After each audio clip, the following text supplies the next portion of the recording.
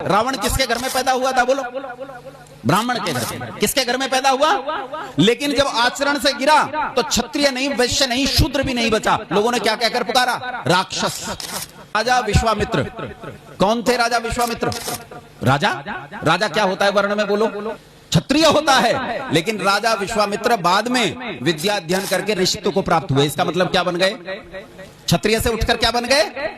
ब्राह्मण बन गए। लेकिन ताज्जुब की बात सुनो, राजा विश्वामित्र के पुत्र शूद्र बन गए।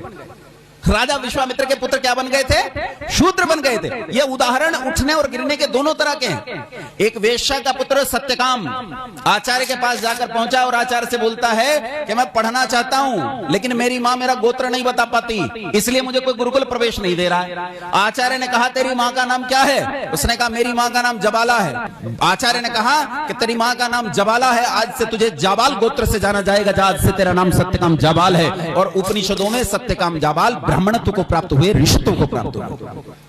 चांडाल कुल में पैदा हुए जैमिनी ऋषित्व को प्राप्त हुए। अपराधी के घर में पैदा हुए एलूश ऋषि बने। ये इतने उदाहरण दे सकता हूं आपको कि आप गिनते गिनते थक जाओगे। रावण किसके घर में पैदा हुआ था बोलो? ब्राह्मण के घर में। किसके घर में पैदा हुआ? लेकिन जब आचरण से गिरा तो क्षत्रिय नहीं, वैश्य नहीं, शूद्र भी नहीं बचा। लोगों ने क्या कहकर पुकारा?